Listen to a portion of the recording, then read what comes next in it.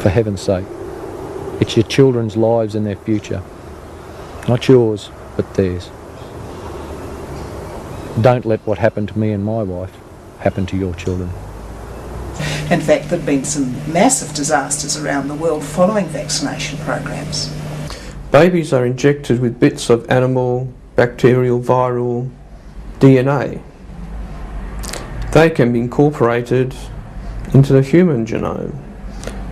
A human DNA structure is changed, or can be changed. And we are seeing increasing incidence of behavioural abnormalities. We're seeing increasing sociopathic behaviour, increasing crime rates, increasing learning difficulties, attention deficit behaviour. There certainly are some who theorise that that is due to low-grade encephalopathy caused by the vaccine. Almost 3 years of research before we looked at each other with my late husband and said, vaccines are killing babies. So it was obvious that I, and every other doctor for that matter, had been grossly misled. The doctor politely calmed us that it was all right and it was a good thing to do. We did it, we gave him the DPT vaccine and another one as well. We drove from the hospital down about 10 minutes after we'd left the hospital. We were heading home to our farm. And Dylan suddenly started to convulse in my wife's arms in the car. This was just a shock. We were totally lost for that brief moment. We didn't know how or what was going on. Dylan started to turn blue. I just felt so helpless.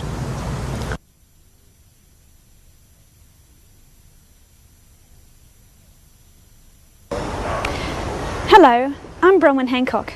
For many, an experience like what we just heard from parent Shane Tucker is the first clue that something may be wrong with vaccination.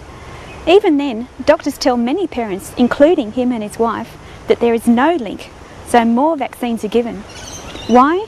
Because doctors are taught that damage occurs in only 1 in a million and far many more lives are saved. Yet despite what they are taught, and many probably believe, many surveys have found that doctors are in fact the least vaccinated in the community.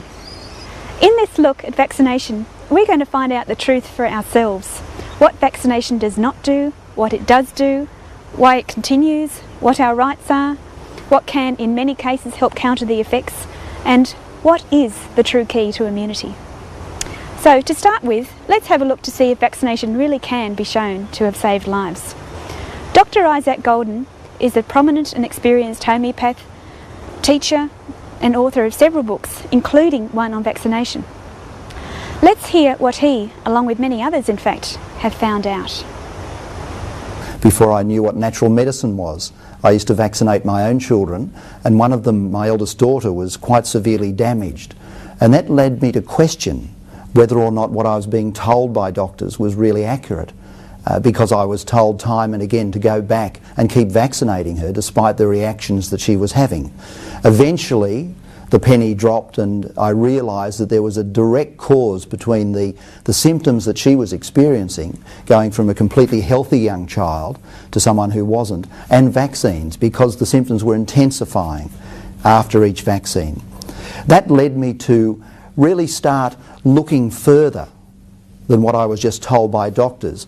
And where I started was basically with the health departments in England, America and Australia, because my original professional training is in economics and statistics. So I wrote to the governments and got figures. And then I realised when I started plotting the figures on charts that in fact there was a lot of information that we were being told by the orthodox medical profession which wasn't true. And it also made me realise that a great deal of information given to medical students was probably very misleading. Let me give you an example on the overhead. We have here the figures of deaths from whooping cough in America from the time that vaccinations were introduced to around about the late 1980s. These were the figures that I got from the American government themselves. And what they show when you look at those figures is quite clearly, apparently, that the introduction of vaccination caused a great fall in the deaths from whooping cough. However, What I also got were the figures for 40 years before vaccines were introduced. And you can actually see where the arrow is, where vaccination was introduced. And so it is quite clear that the majority of the reductions in deaths from whooping cough occurred well before vaccination was even introduced. So the claim in this particular case that vaccination was responsible for eliminating most of the deaths from whooping cough in America is clearly statistically false. The pattern with whooping cough is, of course, not unique to that disease, as Dr. Viera Scheibner will show us. She is a retired principal research scientist who by now has studied well over 60,000 pages of orthodox medical research articles on the subject, also culminating in a book. It is a well-documented fact that the incidence and mortality from infectious diseases like measles, whooping cough, rubella, mumps fell by 90% before any vaccine has even been introduced. The mortality from diphtheria between 1900 and 1960, you can see that there was a steady downward trend in mortality from diphtheria long before any treatment has been introduced. And topsoil is vaccine. And you can see that even after the introduction of the treatment and the vaccine, the downward trend simply continued. This is death rate for measles between 1900 and 1960. Again, you can see steady downward trend in mortality from measles without any vaccine. There comes the vaccine here, and it was already at the tail end of mortality from measles. So there must have been other factors than vaccines that caused the observed fall in the mortality from infectious diseases. Also, as you can see from these graphs, the introduction of the vaccine was not followed by any acceleration in the decline. And, sure enough, an analysis of figures for outbreaks since does not show the vaccinated to be any more protected than the unvaccinated. For example, in an epidemic of whooping cough in Sweden in the late 70s, 84% of the population were vaccinated, and yet the percentage of cases known to be vaccinated was at least 84%. So, as an explanation, vaccinators speak of a principle of herd immunity. Their definition of this term, which is quite different from what it originally meant, is that at least 95% of the population must be vaccinated to prevent an outbreak. But does this work in practice? To find out, we need only look at the United States, where vaccination is compulsory for school entry. Dr. Scheibner will describe a situation which actually occurs very often soon after a vaccination program. In this case, it was in Corpus Christi, Texas, where they had just ensured that 99% were vaccinated, of whom 95% developed antibodies. An outbreak of measles occurred among adolescents in Corpus Christi, Texas, in the spring of 1985, even though vaccination requirements for school attendance had been thoroughly enforced. And of course, this is not some sort of a rare occurrence. Epidemics in fully vaccinated populations are a rule rather than an exception. But many doctors say that we must have had great success with the HRB vaccine, because HRB has dropped since it was introduced a few years ago. Well, let's have a look at a breakdown by age relating to its phased introduction in the United States. This is the incidence of Haemophilus influenza meningitis in children less than 5 years old. This is between 1980 and 1991. Here you have the incidence of bacterial meningitis in children younger than 1 year. These are 1-year-olds, and these are 2 to 4-year-olds. The fluctuations, and particularly the fall in the incidence of meningitis in children younger than 1 year and in 1-year-olds had nothing to do with vaccination, because the vaccine was only introduced here, and meaning the vaccine that was licensed for use in these age groups. Finally, let's have a look at what happened in Hamburg, in Germany, without any intensive active prophylaxis. And this is pertussis whooping cough in Hamburg between 1956 and 70. You can see a steady fall in the incidence of whooping cough. and this is whooping cough with complications, at the time when the rate of live births increased in a substantial way. So what did cause the decline? Let's hear from Dr. Robin Cosford, a Sydney medical doctor, and Pauline Rose, an independent nurse practitioner. Scarlet fever, which is an infective disease caused by the streptococcal bacteria, was in existence and same sort of levels at that same time as whooping cough, measles, polio. And these are the diseases. And we do not vaccinate against scarlet fever. We never have vaccinated against scarlet fever. And interestingly, the incidence of scarlet fever has dropped off, paralleling the drop in whooping cough and polio and so on. So it would appear, when we actually consider these other factors as well, that it's not the vaccines that have reduced the incidence of these diseases, but other things that were going on in society at the time. There were basic public health measures and sanitation measures, and these seem to be the things that have made the major impact. And some of the studies that have been done indicating that it wasn't the cure-all that everybody thought it would be, and that in fact there have been some massive disasters around the world following vaccination programs. And that measles, for example, was dying out in Europe, and then they started the vaccination program and it rose again, and that the thing that had cured measles was in fact the better nutrition programs, a simple general pick up in the health of the population, increase in vitamin A levels. And the vaccination wasn't solving these problems at all, that just as many people were getting sick post-vaccination as they were before. So not only does it appear that vaccines do not work, but there is evidence that they are in fact counterproductive. Back to the United States. This is the incidence of whooping cough, morbidity and mortality from whooping cough, deaths from whooping cough between 1922 and 1987. You can see a steady downward trend in both morbidity and mortality until about 1978. I wrote this down here myself, because after 1978 you can see this very unnatural sharp upswing in the incidence of whooping cough, and mortality remained stationary. So what happened in 1978? In 1978, a nationwide childhood immunization initiative was begun. Individual states passed legislation requiring proof of immunization for school entry at 5 and 6 years of age. They mandated vaccination, and it resulted in a threefold increase in the reported incidence of whooping cough. And indeed, children develop whooping cough from the vaccine. And when I say that, of course, vaccinators are up in arms, saying that a child cannot contract whooping cough from the vaccine.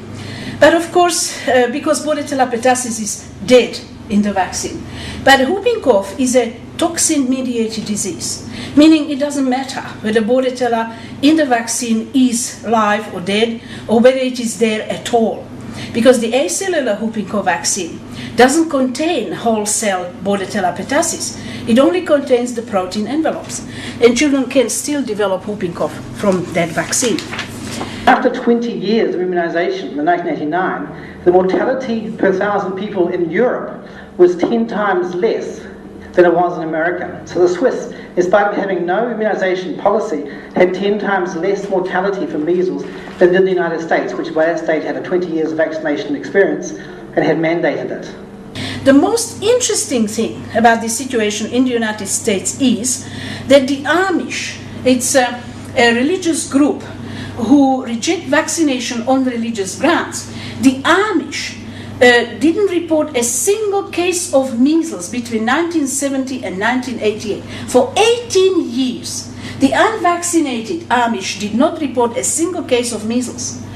But what about smallpox? Hasn't it been eradicated? Well, vaccination seemed, with this too, to only slow the decline which had already been occurring. Dr. Archie Kalakarinos is a medical doctor and author well known for his success with vitamin C in his work with Aboriginal children. There was a big epidemic of smallpox in the Philippines, and this was a very important epidemic in many ways because statistics were kept for the first time. And it was clearly demonstrated that the only people who got smallpox twice were the vaccinated, and that there were far more cases of smallpox amongst the vaccinated than amongst the non-vaccinated. And these statistics are available if people want to see them. Now, I think these are the most glaring examples of how people are being misled. Smallpox outbreaks are, in fact, still occurring in Africa, Asia and India, where there is conflict and poor nutrition. So, how do researchers get figures which appear to show that vaccines have been successful? Well, there are many ways. One is through misleadingly strict definitions of vaccinated. Another is how the disease is diagnosed. I have always been looking for articles that could demonstrate that vaccines work. And when I saw this title, The Elimination of Indigenous Measles, Mumps and Rubella from Finland by a 12-year, 2-dose vaccination program, I said, wow, this is it. This is the article that I've been looking for. So let's have a look how they eliminated indigenous measles, mumps and rubella from Finland. Results. The 99% decrease in the incidence of the three diseases was accompanied by an increasing rate of false positive clinical diagnosis. Another little hook. So these children, children were still developing measles, mumps, rubella, but they called it false positives. What is a false positive? Polio is a striking example of what you can achieve when you change the diagnostic criteria, as New Zealand medical doctor David Ritchie will reveal. In 1954, the Americans pushed forward a polio campaign with the oral Sabin polio vaccine. What happened within the first year was, to their horror, they found that particularly one type of the polio vaccine was causing polio. Because what, of course, the vaccine is not a totally killed virus. You're giving polio in a partly killed form, so-called attenuated form. And so they jumped up and down and got rid of this particular type of polio vaccine. That was fine. Then they realised to their horror, this is written up, this is actually reported by Dr. Ratner, who was a public health official in Chicago at the time. The next thing was they realised that in fact all the different types of oral polio vaccine would cause polio. That also was a bit of a shock. And so they simply ignored that data. That data has never been released really that publicly. You'll find it very hard to find that in the published literature. What they did though was they decided to redefine polio. Prior to that, polio was by definition, if you had muscle weakness in one limb, one or more limbs, within 2 examinations, 24, 48 hours apart, it was called polio. What they did, the first thing they did was say, okay, polio can only be diagnosed as polio if the person has still got paralysis 60 days later after the actual event.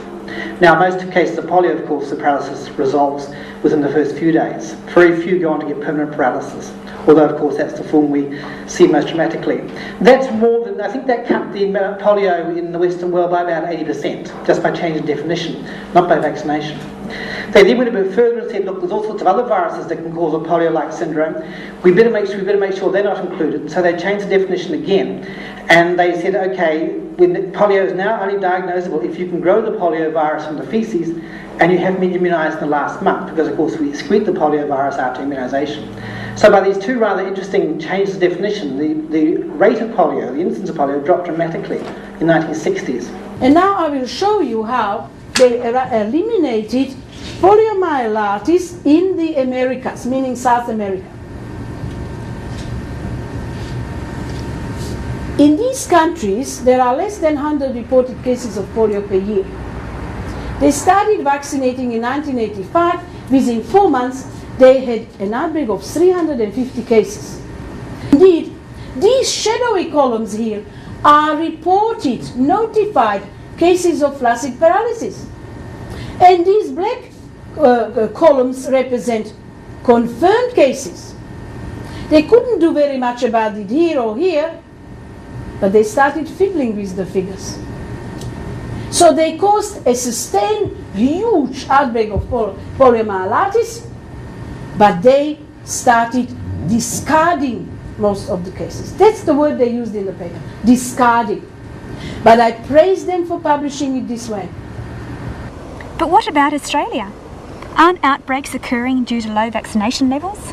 Well, Dr. Mark Donoghue, a Sydney medical doctor, can put us in the picture here. I also want to say something about where this figure of 51%, we have lower vaccination rates than third world countries. We have a minister who has stood up and said, I intend to get 90% vaccination rates by the time I leave here. You've got to think about this ABS study. The Australian Bureau of Statistics study, right through the paper, says what all the shortcomings are. There are certain states in which it was able to check its information. It found it overestimated the unvaccinated group by a factor of 50%. There were, in fact, when you look at recall, ask the parents, did you vaccinate? Half of the people who said no had actually vaccinated. They just didn't know it. They'd forgotten it. There was some missing information. The Australian Bureau of Statistics does not suggest 51% vaccination rates. It says it's around 51% for a child having got all vaccines from age 1 to 6, all on time. What's the major reason that people didn't get it? It was the Haemophilus influenza B that the doctors didn't even know they should be giving it. 51% is just not true. If you look at the vaccination for the majority of those diseases, you're finding figures between 75 and 90%, exactly the same as have been done in other studies. Why aren't the real figures used? Because it does not suit government to say there isn't a problem. In the push to keep on going and keep on going, figures are drawn out of mid-air. The trouble is we're reporting it with only a clinical impression. Most of these cases now are not confirmed by laboratories, not confirmed by cultures. We don't know much about where the cases are coming from. It is just a number appearing out of the blue. It's expected not because there's been an increase in pertussis, but because we had a media event and pressure on doctors from every corner. And I know this because I get the doctors' journals and papers on every corner to push vaccination, to push it, not let a child go, never waste an opportunity in your surgery, never let people think that the adverse reactions may outweigh the benefits.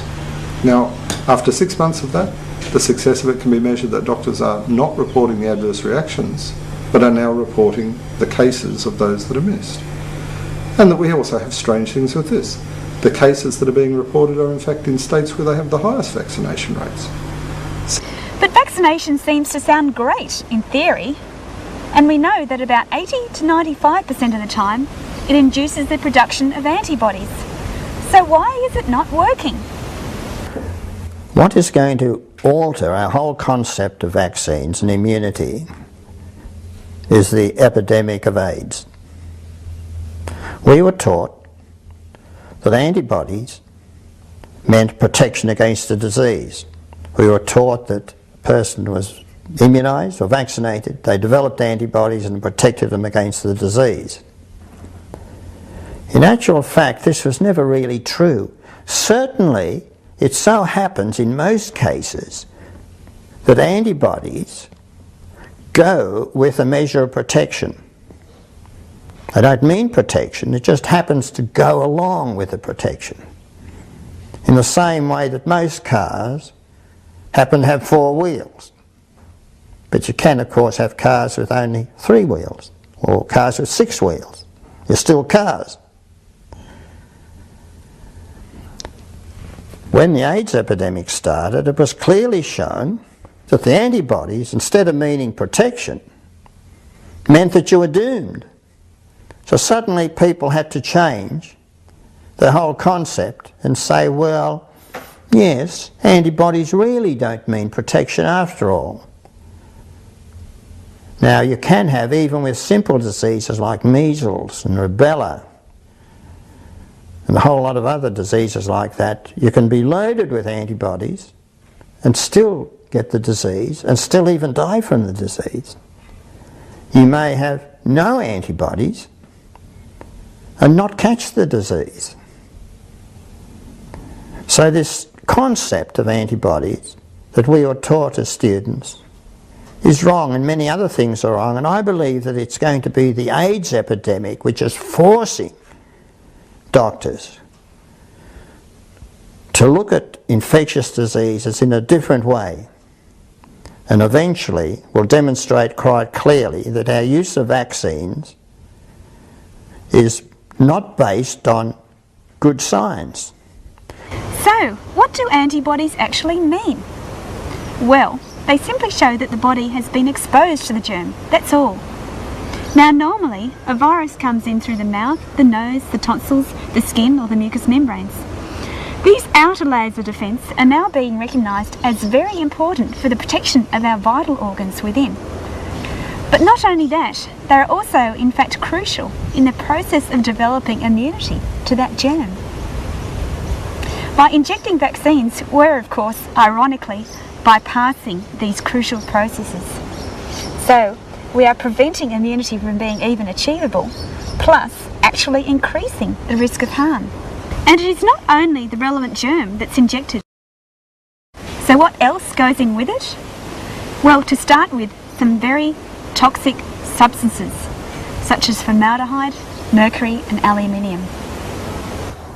Went into the Poisons Information Centre to ask them if formaldehyde was safe, because I found out that formaldehyde was in the vaccines. I asked them, was there any safe amount? They said no, under no circumstances was any formaldehyde to be administered in a child's body. This is one of the ingredients in the DPT vaccine. I then rang up the Commonwealth Serums laboratories in Canberra. I spoke to a doctor there to find out what formaldehyde was doing in the vaccine. He said not to worry, it only comes from squashed up ants. Nothing to be alarmed about. One says this, the other says this. I can't make sense of it. And I still wonder, what is formaldehyde doing in a vaccine? We're also getting a lot of problems with toxicity, and I find a lot of people that have readings perhaps with aluminium and some of the mercury problems, though they may be connected in mercury with the fillings, but you may get in patients who've had no fillings and not much history of high fish contamination, where the other problems with mercury come from. And you have to suspect the fixatives that go into making vaccinations. There are a lot of toxic material goes in there. Some of the ingredients, like formalin, which is a known carcinogen, thiomersol, which is a mercury derivative, aluminium phosphate, and we know that aluminium has been linked to Alzheimer's disease. These chemicals are routine parts of vaccines. That was Dr. Peter Baratossi, an Adelaide medical doctor. It's worth adding that in each dose, each of these chemicals can be at levels of up to 0.025%. So, what else is in vaccines? Well, vaccines are cultured in cells from animal organs, which can be contaminated with unlimited, unknown animal viruses. They can only test for the very few that have already been identified. The monkey virus SV40 contaminated polio vaccines, which were given to millions of children in the 50s and 60s, and has been found to cause brain tumours, often many years later. There is also strong evidence of contamination by another certain monkey virus, SIV, a close relative of HIV. Let's hear from Dr. Mark Donoghue and dog breeder Ashley Alton, concerned about this contamination issue. You can now convert a virus which used to exist in a monkey line or a different line, didn't kill them. If you convert it even slightly through the processing of a vaccine, then you can introduce it into an unrelated species, namely humans.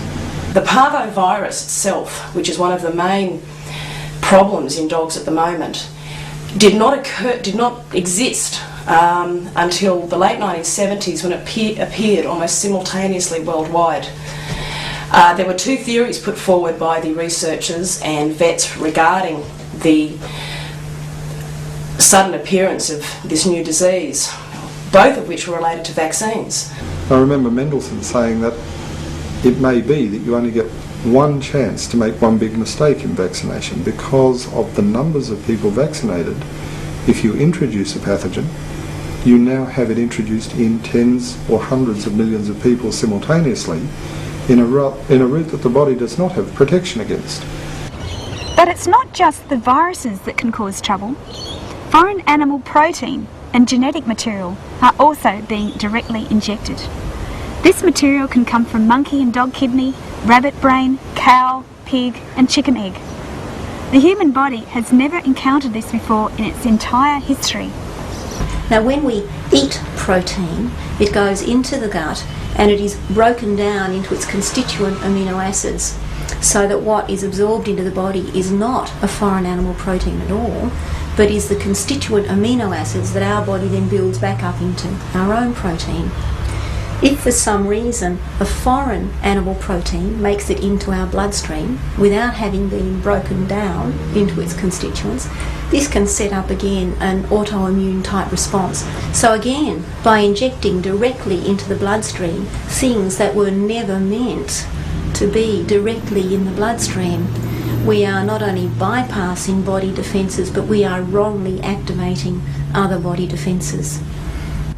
Babies are injected with bits of animal, bacterial, viral DNA.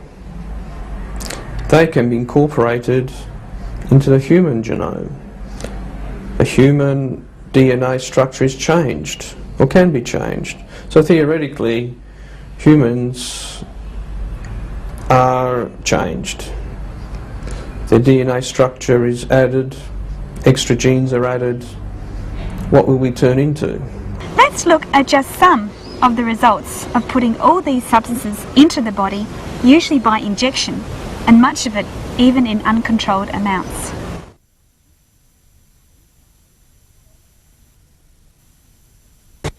From the moment he was vaccinated, he was a very sick baby, and it took 4 months for the disease to kill him. He was the first baby to ever have a biopsy of the kidneys. It was sent worldwide, and 6 specialists from overseas agreed that his condition was definitely due to the vaccine because of the fact that he had been born with perfectly formed kidneys. I found, particularly in Aboriginal children, but also Caucasian children, if they had even a simple cold, or if they'd gone through a series of simple illnesses recently, or if their nutritional status was not really as good as it should have been, if they were vaccinated, the result could be fatal. I went to Melbourne to give some lectures about this problem, and I was away, I think, for 5 or 6 days. A doctor came to relieve me. I carefully explained to him that under no circumstances should he vaccinate sick Aboriginal infants, even if they had a simple cold. Now, when I left town, I won't use his exact words because they were rude, he actually said to some of the citizens in the town that he did not believe in my theories, mind you, he said, not my observations, and he had no intention of carrying out my methods of practice. He saw one Aboriginal little boy, the best cared for infant in the district, white or black. And this boy had an upper respiratory tract infection. He gave triple antigen. The child died. He saw a second Aboriginal infant, a little girl, who had mild diarrhoea.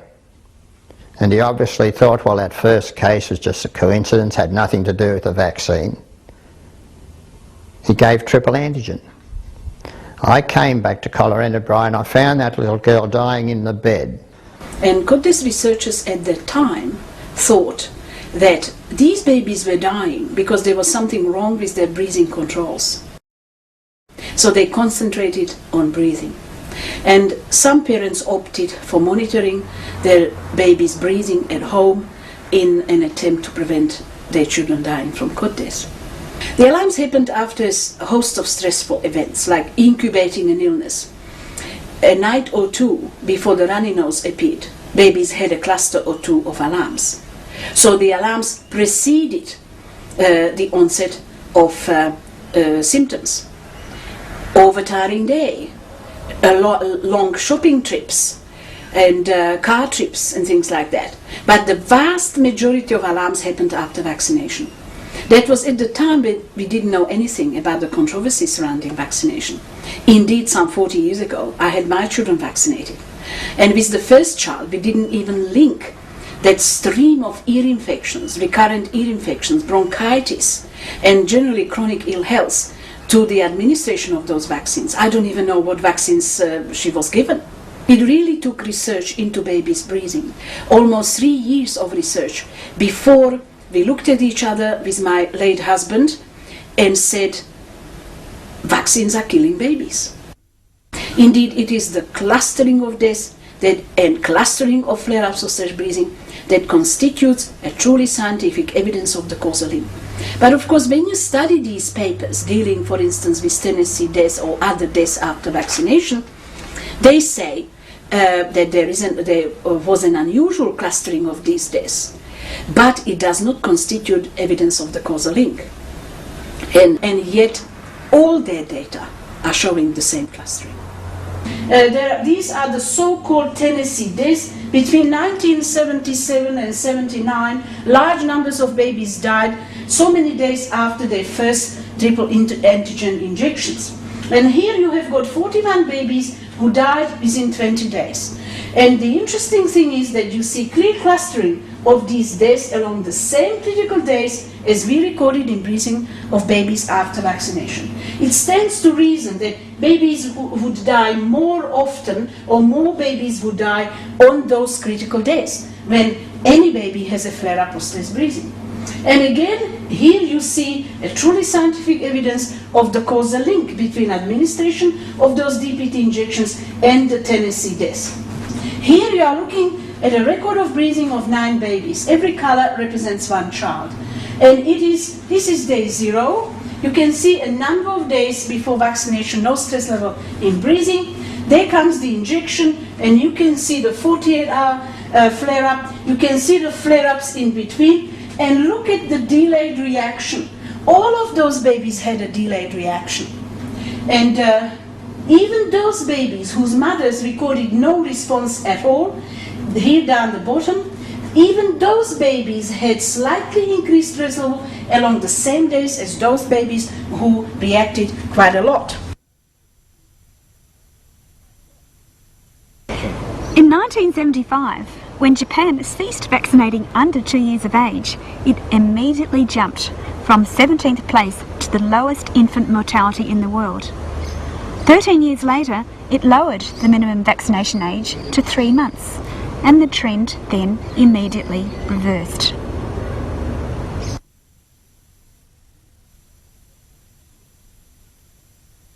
He'd stopped breathing.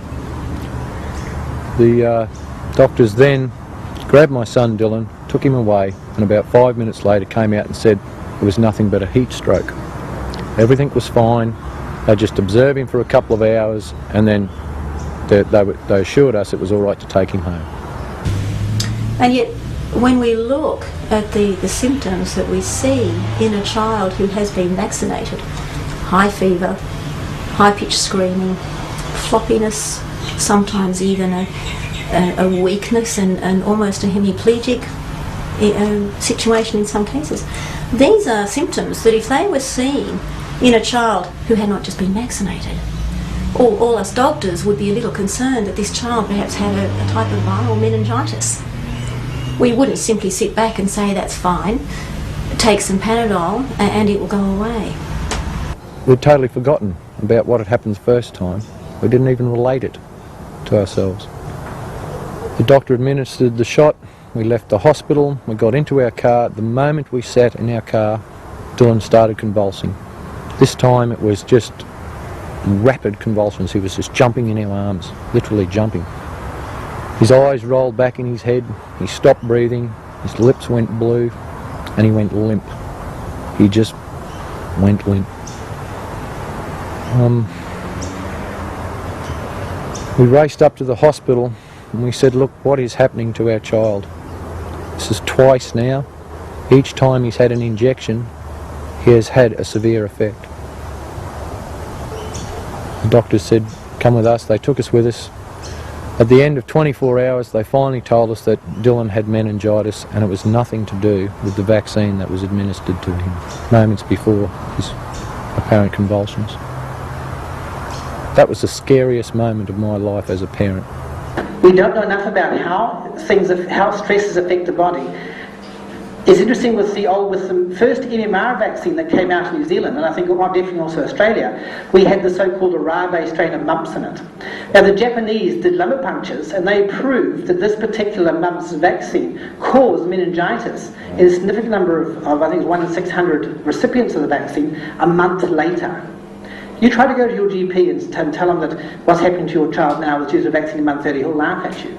You often hear, of course, that when a child develops encephalomyelitis, brain damage, or dies after vaccination, that was coincidental, it was not caused by the vaccine. And there is no evidence of the causal link. Well, that's not true. 1985, a Japanese Journal of Medical Science and Biology published this article.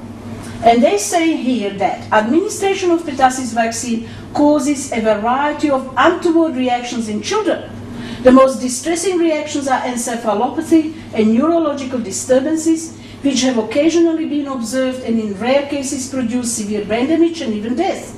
Such unfortunate incidents have frequently lowered the acceptance rate of the vaccines and have even brought on vaccination boycotts.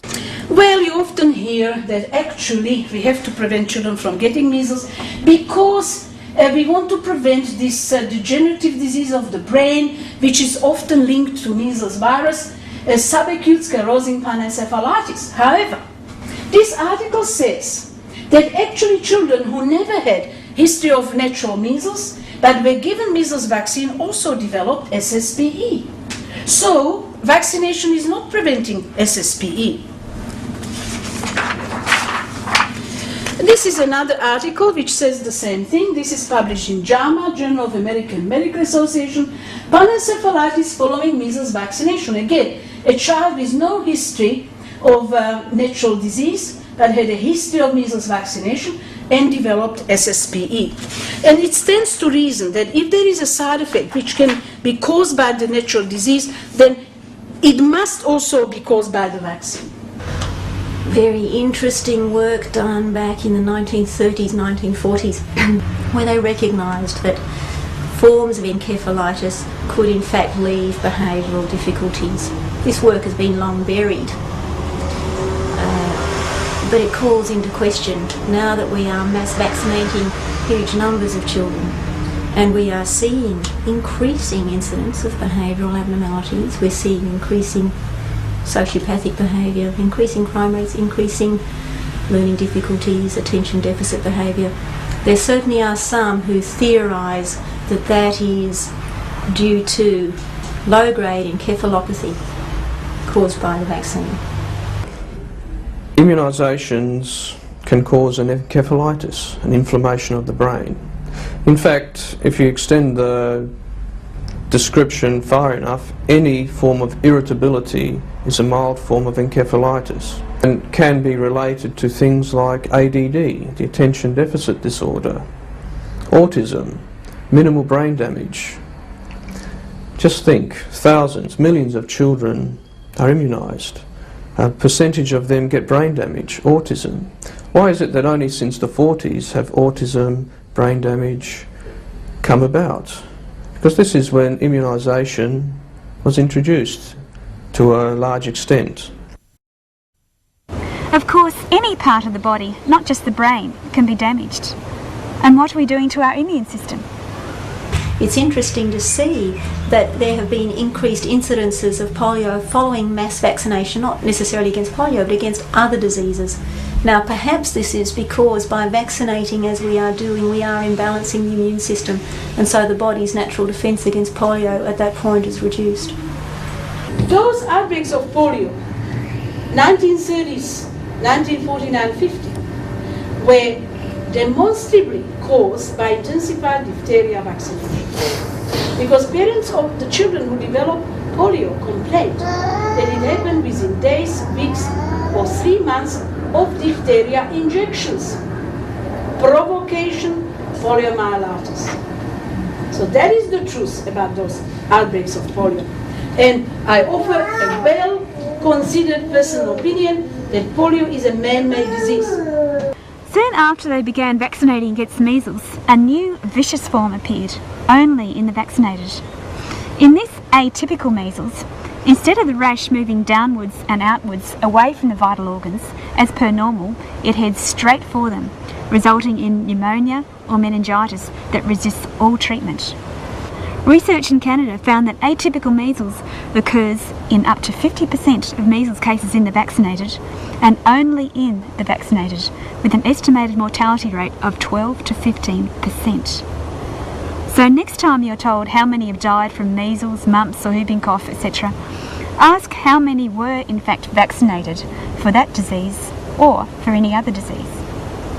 Now, not only do vaccines increase susceptibility to various diseases, but they also cause chronic immune malfunction. Leanne Hawkins, founder of a vaccination information group, had an experience with her children, which is quite common. When she was born, she was a very healthy little child, and she was fine until she received her first vaccination. Although I didn't realise it at the time, is when the problem started. She had broke out in eczema and she was developing asthma, and she had a whole range of allergies. We spent a lot of time going to many specialists who ended up asking me when she was vaccinated, and I'd say 2 to 3 weeks ago by the time they got to see her, and they would say, oh, it's purely coincidental, and they would refer me to somebody else to try and help her with the problems that she was having at the time. The second time was with my little boy, and there's 15 years difference between my firstborn and my second, and I picked it up almost immediately after the first vaccination and asked the doctor, and he said no, it was purely coincidental. My little boy broke out in eczema at that time and he was unwell for a week, but then after his second vaccination, within 3 hours he became very sick, and all the problems that my first daughter had suffered with, my little boy was now suffering with. I have also a number of people who've sought advice from me where the child has had clear adverse reactions to the first shot, and the doctor's advice on the second shot is, oh, it won't happen again. Now, we know from adverse reactions that these things are likely to escalate. Now, about 20 years ago, more than 6 courses of antibiotics, 6 illnesses in a year, was cause for concern and maybe referral for investigation as to why a child will be so sick.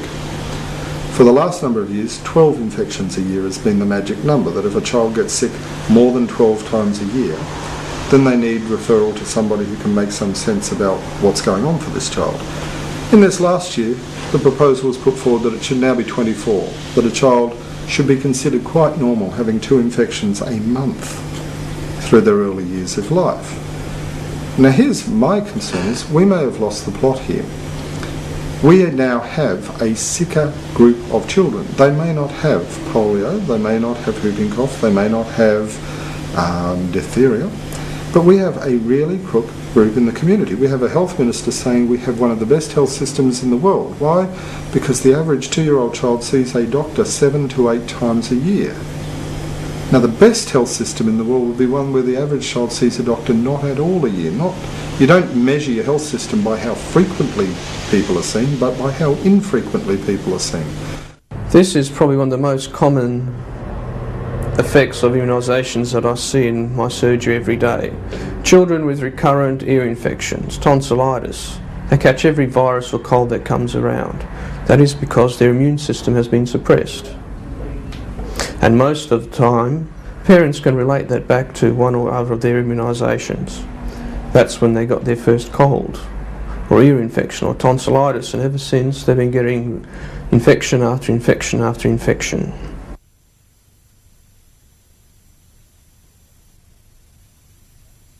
Because again the body has been exposed to this by a false route,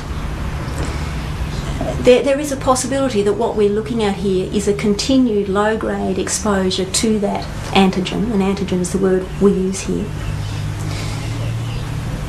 And when we have that, T cells get continuously low-grade, switched on, if you like, and continuous low-grade release of these things called cytokines.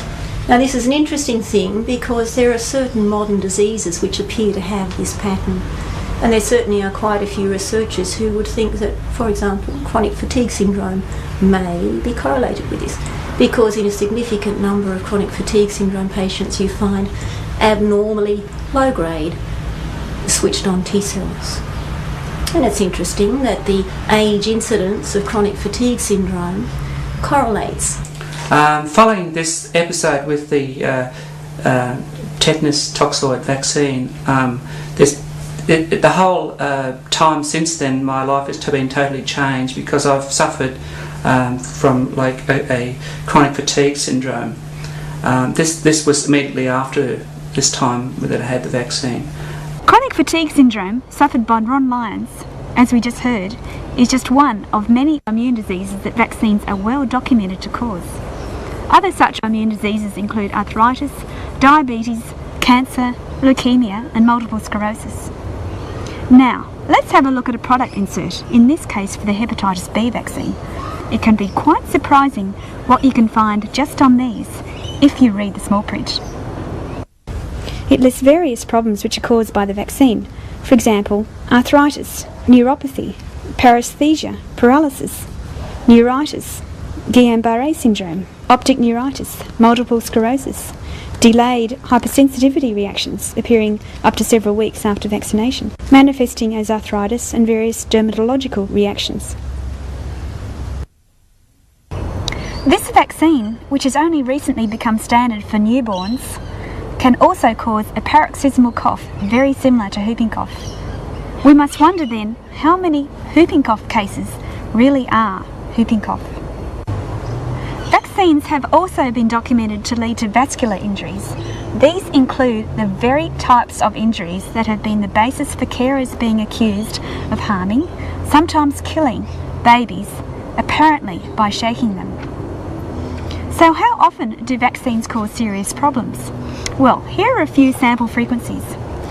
For every 6,000 children born in Australia, 18 die of asthma, 3 have autism with significant intellectual disability, 12 have cerebral palsy diagnosed after 6 months of age, which is 75% of all cases, and 300 to 600 are diagnosed with ADD or ADHD. These are just a few of many conditions which are not only linked to vaccination, but were unknown before vaccination started to any significant extent 100 years ago. Other examples are cancer under the age of 40, and also illness from polio and from HIV meningitis. Both of these organisms are normally totally harmless, and their propagation by various vaccines is well documented. It is also worth noting that according to an article in Neurology 1987, the occurrence of convulsions per dose of whooping cough vaccine is 1 in 1,750, and up to 5 doses are given. Most effects of vaccines are delayed, and as a result, the link goes unrecognised. But the link with a surprising number are, in fact, well documented. Greg Beattie, parent and now author of a book on the subject, summarises many effects of vaccines that are hidden from public knowledge. They don't tell us little things like if your child misses the whooping cough vaccine, they'll be less likely to develop asthma.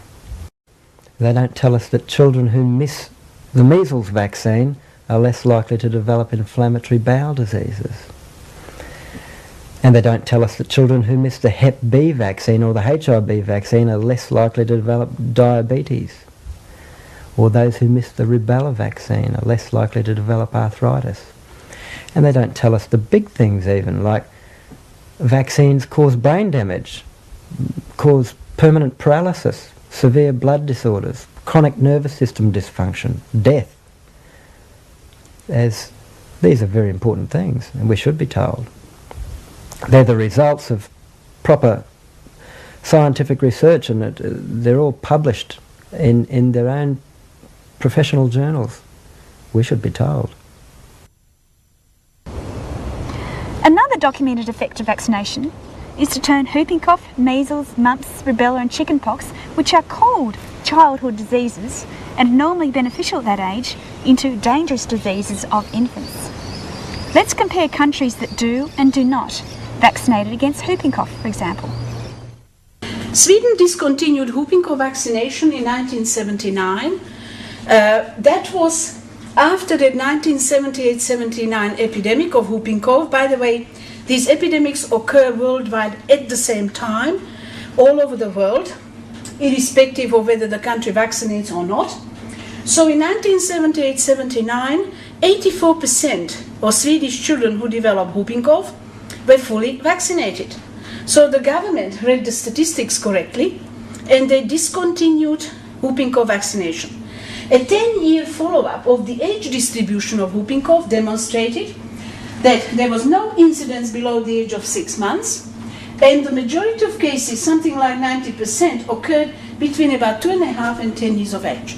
At that age, whooping cough is not a dangerous disease. Whooping cough is only a potentially unpleasant disease in babies below the age of 6 months. And now let's have a look at the age distribution of whooping cough in the United States with their mandatory vaccination. This is from Journal of Infectious Diseases 1994, age-specific incidence of bacteriologically confirmed pertussis, Massachusetts 1981-91. 90% of cases of whooping cough in the United States occur below the age of 1 year. And this is a breakdown in months, which is even more interesting, because you can see a very high incidence of whooping cough below the age of 2 months, which includes, of course, the 6-week-old babies. In the United States, they start vaccinating at 6 weeks. But nevertheless, you can see a high incidence of whooping cough below the vaccination age. In this article, they explain it this way. These babies were born to mothers who were vaccinated in childhood, and the vaccinated mothers had very poor or no transplacentally transmitted immunity, which normally protects small babies from contracting whooping cough or any other infectious diseases. So this is evidence of the long-term insidious side effect of vaccination, damaging transplacentally transmitted immunity. So we also need to consider what we are doing to our children's children through weakening passed on immunity. But more than that, are we harming our genes or our reproductive organs?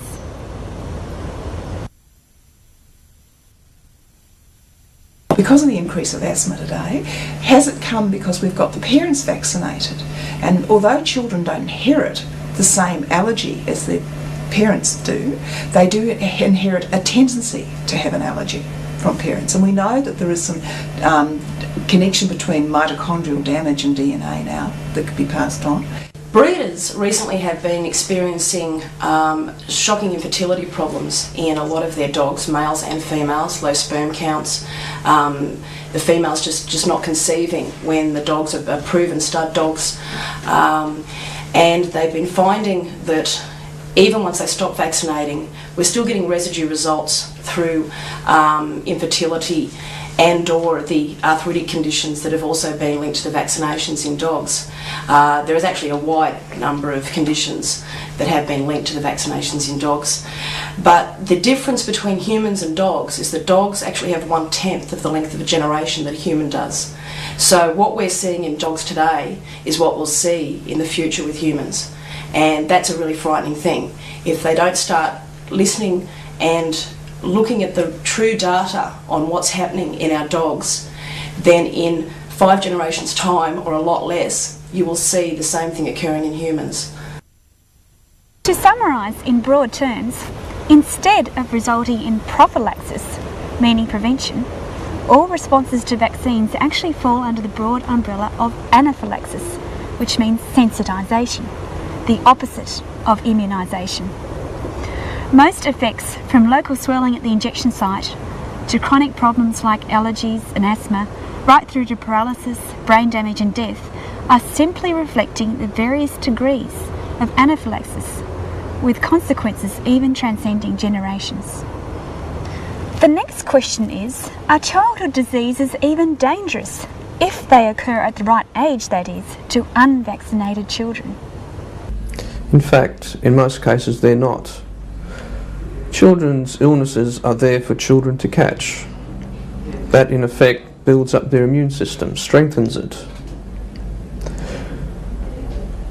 The orthodoxy always bring up the death rate of measles in third world countries. Sure, thousands of children die of measles in third world countries, but that's not because they don't get the measles vaccine. That's because of malnourishment, poor living conditions, poor water supplies, no sewerage. In Western countries, children very rarely die of any of the childhood illnesses. And those that do die usually have some other coexisting problem. We see children with diphtheria antibodies, with pertussis antibodies, who've never had the illness. How did this happen? Well, it's because it went in through the top end, a type of vaccination has occurred, the immune system's grabbed these pertussis or the diphtheria, has recognised it, and then said, oh, here's the answer, and now the body's protected. Looking at these diseases in their natural history and their natural pattern, they are not significant diseases. Mumps is typically a benign disease of childhood.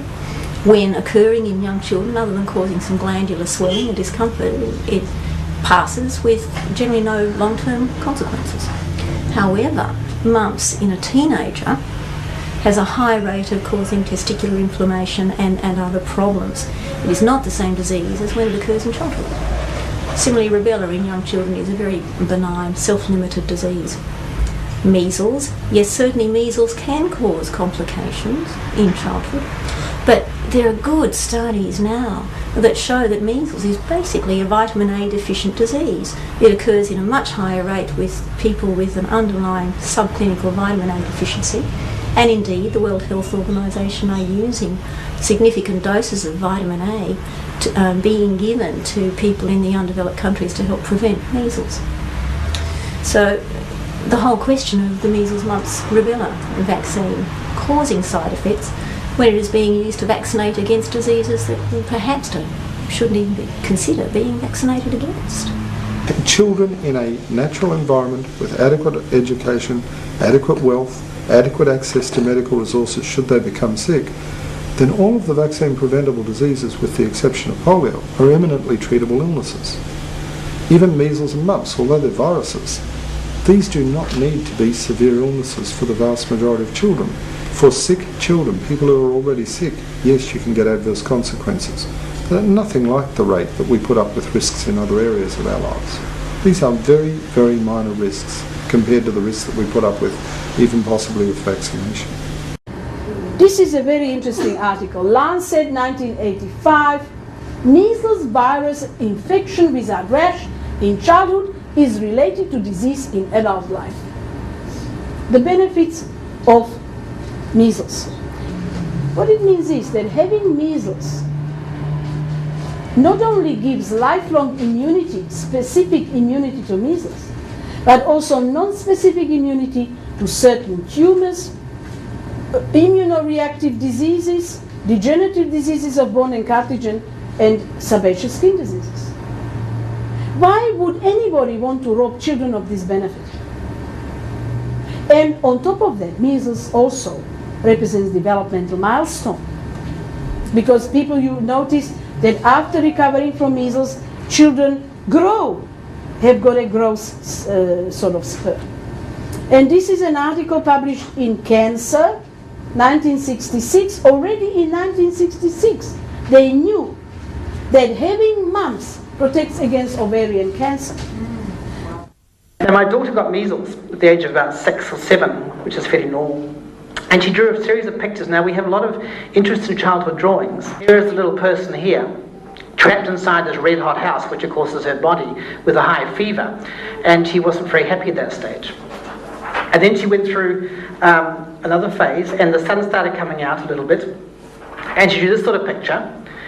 We see the house is still red, but the flowers are up. Things are getting better. And then suddenly she drew this picture, which intrigued us. And it was a very dreamy child, these lovely dreamy children. But suddenly she drew a picture at the end of her measles illness, which showed an amazing amount of detail. As you see, there's tiles on the roof, there's a clothesline, there's palings on the fence, there's birds, there's lots of detail.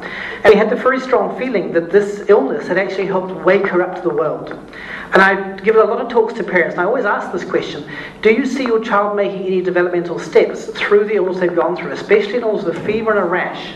And I think many people who've got away from the antibiotic suppressing type philosophy with antibiotic paracetamol are actually now acknowledging this, that we actually see children going through a growth spurt in terms of development. Maybe they start speaking better, maybe they show new signs of development.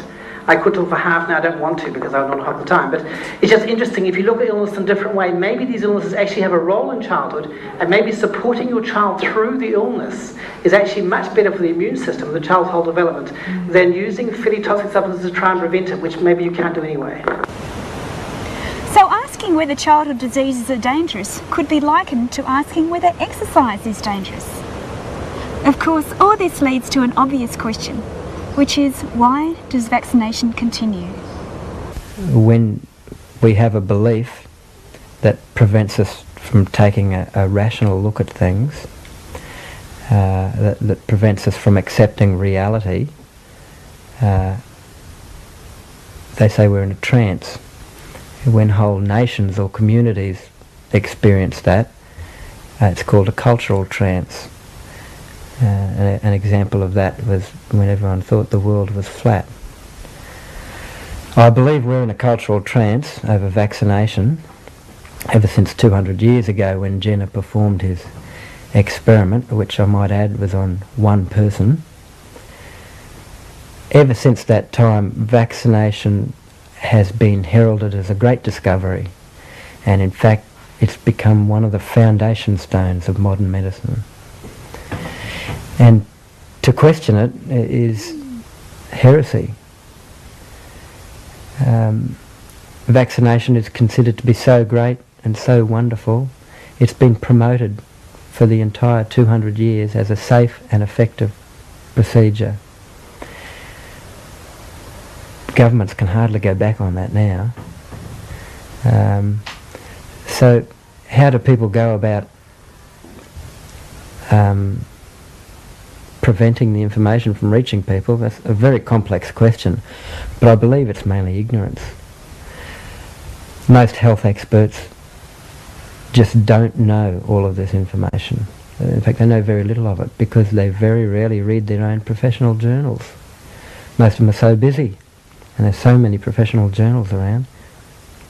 People don't like to accept responsibility for their own health. So it's easier to allow the doctors to do something to them to keep their health. Secondly, immunisation information comes mainly from the drug companies and from the researchers that they pay. So all the information comes from the source. There are very few real independent researchers. And thirdly, vaccines are $1 billion industry, and there are at least 1 billion good reasons there why it's continued. They say openly in the legal system basically says you advise against vaccination, AMA would push to deregister. There is now 40% of Australians who seek their primary health care through alternative medicine practitioners. Total cost is $1 billion. The other 60% seek their health care through orthodox medical practitioners. Total cost $22 billion. It's one of those social things which, why are so many people choosing to leave doctors? Quite likely because doctors no longer have the trust of the community. A doctor who's prepared to lie to achieve a good result from vaccination, that is, get more children vaccinated, has got to be prepared that the people who they've lied to may choose not to go back to them. And that is a problem for me, that I am part of a profession that is systematically lying to people about a potentially risky procedure. I don't see that that's in any way able to be answered by it, but it's for the good of the community. Lying for the good of the community? Worse than that, the law is actually being broken. In 1992, the High Court of Australia ruled that doctors have a legal duty of care to warn of all side effects of a material nature of all procedures from the perspective of the patient, and even if the patient does not ask. Further, not only are we not being told about already existing research results, but there is great resistance to even the discovery of new, particularly undesirable results. We've got John Martin in America, who has studied the stealth virus. And the stealth virus is an altered cytomegalovirus. Where did he find it? In vaccines. Now he's relating that to human illness called cytopathic non-pathogenic. The virus has been altered in a way which does not allow the immune system to eliminate it, but where it can still damage cells. Talked here a couple of years ago. When he related this back to a vaccination, he lost his tenure at the University of Southern California. He is then excluded from the process of academics, not because his research was good or bad. He is a meticulous, careful, well-respected and well-published researcher. But when he touched this issue, he became a persona non grata. Now, we must remember that vaccination can have various uses, but is our health one of them? And President Ford was going to vaccinate the entire population of America, every man, woman and child, black, white and brindle, against a particular type of flu called swine flu, because he'd been advised that there was going to be a huge epidemic that would kill thousands of people. Now I spoke out against it. The newspapers got hold of it, and eventually I appeared on Kathy Crosby's television program, and I specifically said that many people would drop dead after receiving the vaccines, particularly if they had a heart problem or a potential heart problem. Now there was someone in New York watching the program who didn't like a gentleman called Gambino. Gambino is about 70 years old, the mafia boss. He thought, now this is a great idea. So he got someone to persuade Gambino to have his flu shot, and Gambino promptly dropped dead. And the newspaper headings at the time actually said, "Mafia flu jab conspiracy." Now people were dropping dead in the buildings where they received their shots. Many others became paralysed. And the whole program ground to a halt.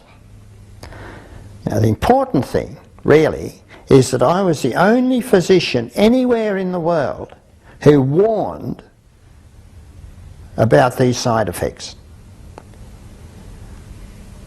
And this is very important because I'm just an ordinary medical practitioner without specialist qualifications. I wasn't even an American. And yet, I was the only one.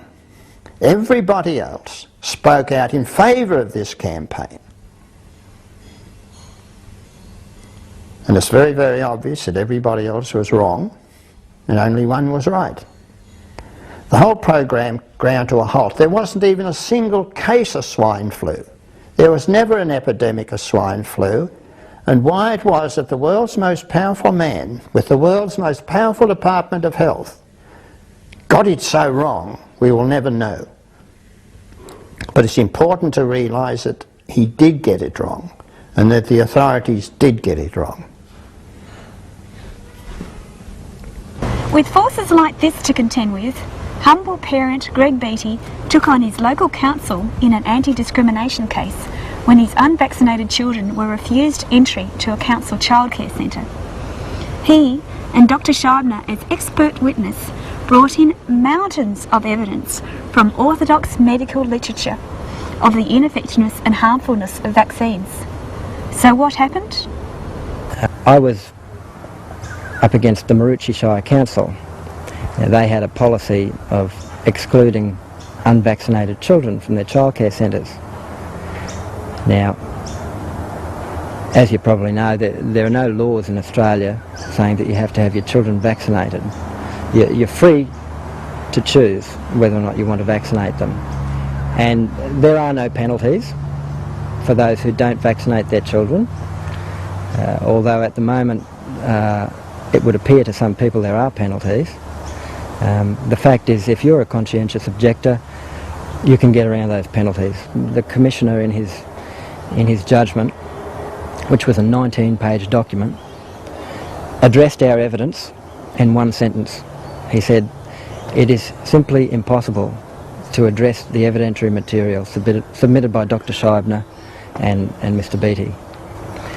On the other hand, the three witnesses for the council, the experts who were accepted as experts by the Commissioner, didn't submit any evidence apart from their opinion.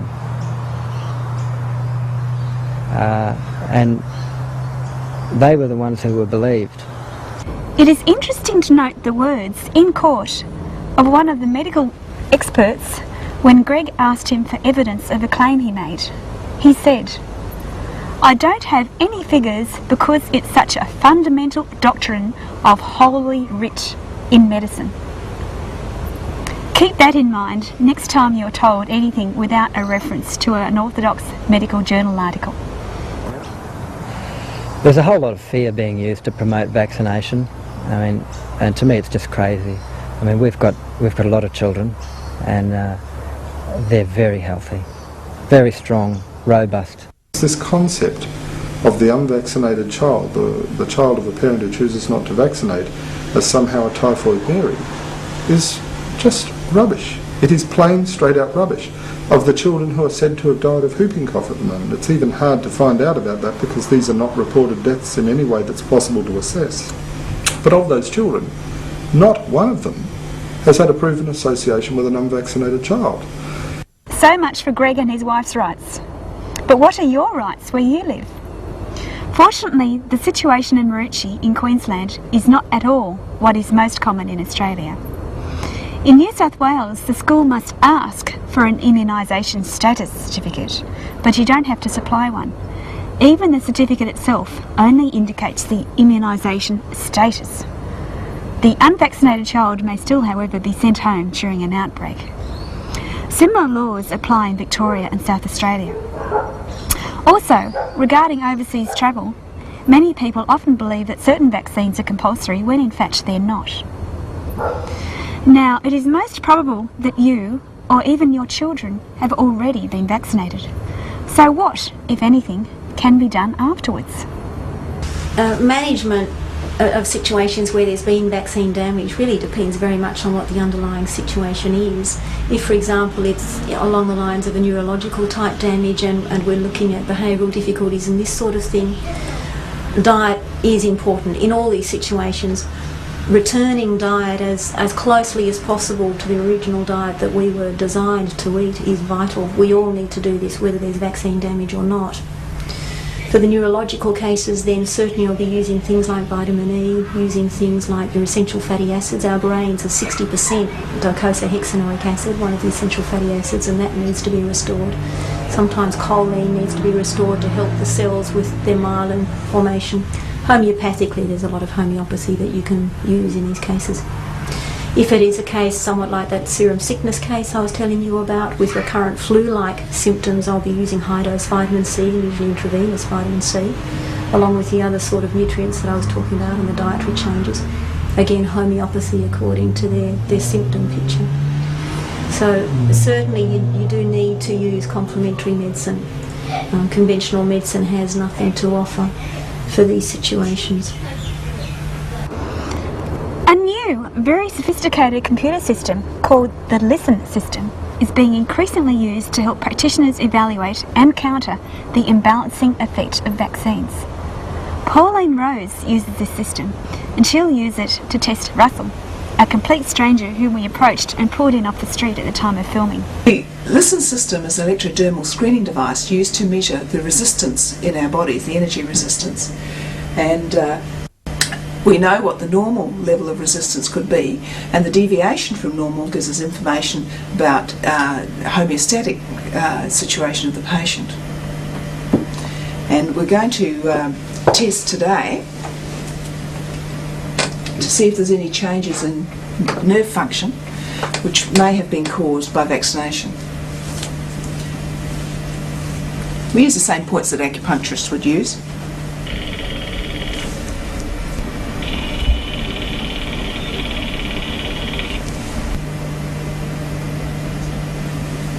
The LISTEN system only gives us data information. It doesn't make a diagnosis. We have to make that on a combination of factors that we've got from a case history and a combination of data that comes from the machine.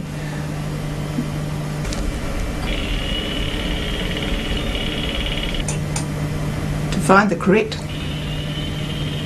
homeopathic, we have to find the homeopathic that returns an out of balance reading back into a balanced reading. And in this case, we've got the DPT vaccination has come up. But I would say generally you probably get a lot of allergies. Yeah, metal allergies. Yeah. Okay. Do you get, you get hay fever? Because when we first looked at that, you came up with DPT, and I find a lot of people who have problems with the pertussis vaccination when they were children, they end up with a lot of respiratory problems, and they get the sinus, the chest problems, the asthma, the glue. Yeah, I've got all that. You got all that? But I'm a hairdresser and I use airborne polymers with hairspray. So yeah, well that probably aggravates it now because the environmental allergies that you're exposed to, and they're hitting your weakest spot. Yeah, roost tree's bad for me too. Roost tree. All those things can actually be desensitised. It takes quite a bit of work to do it. But different types of reactions, different vaccines sometimes throw different types of illnesses in the adult. The younger the patient and the more recent the vaccine, obviously the quicker and slicker the effect, I suppose. With other people, you have to look at doing a lot of other things as well. In fact, improving their immune system with nutrition and homeopathy, herbs perhaps. And I look forward to, in some of the children, problems with the hyperactivity and the epilepsy. I have one patient, a young man at the moment, autistic, epileptic, and since we've started him on the antidotes and some homeopathic treatment, he has improved dramatically. So, considering the true effects of vaccination, what is the true key to immunity? Ian Sinclair, a naturopath, now natural hygienist, who has also thoroughly researched and written a book on vaccination, reveals an interesting fact, potentially quite embarrassing to modern medicine. The man who was responsible, who was acknowledged as the developer or who originated the germ theory of disease, was Louis Pasteur. Before he died, he changed his mind. He ended up saying that it's not the germ, but the conditions within the body.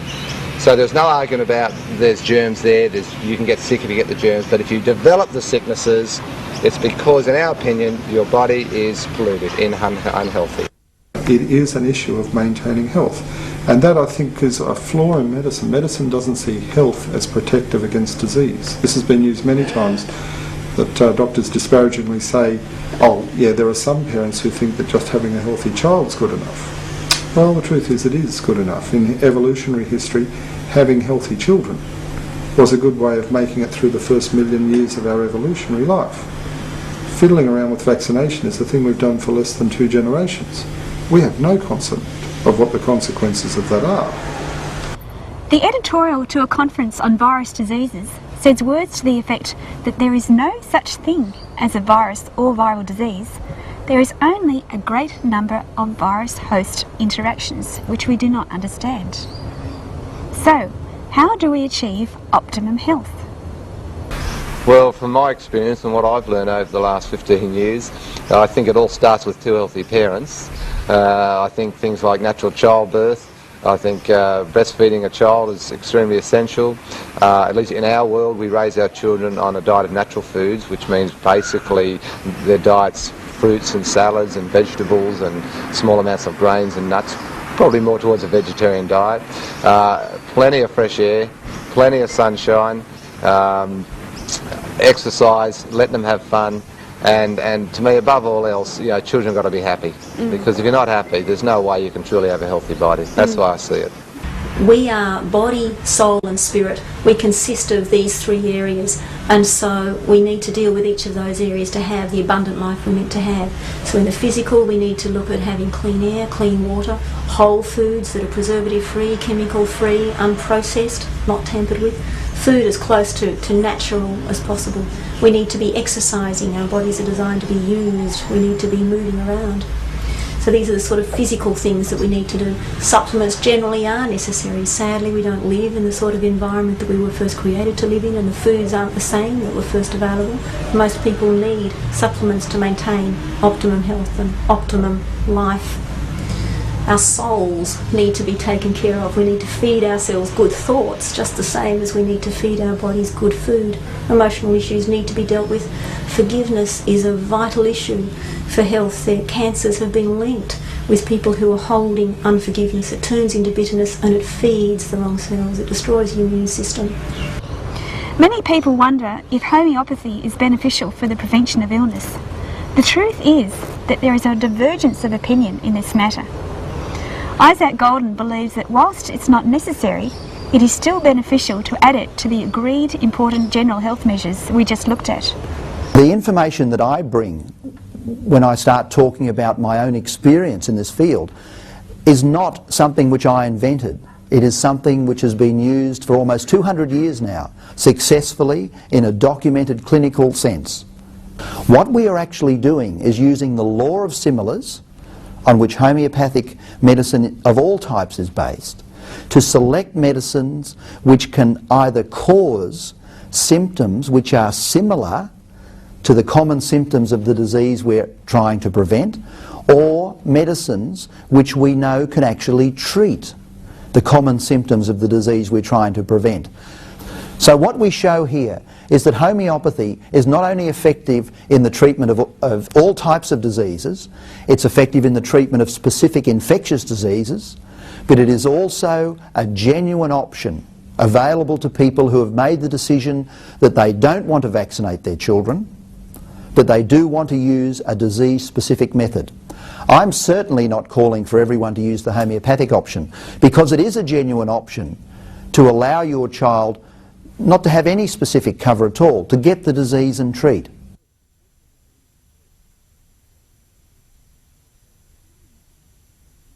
To end, let's now let a few of our speakers summarise the issue of vaccination. The litters I've had since I stopped vaccinating my bitches, and I've stopped vaccinating the puppies, have not had the trouble that I had experienced in previous litters. So many other breeders are experiencing the same change and improvement in their dog's health. You have to find the information, because these people don't love your children the way you do.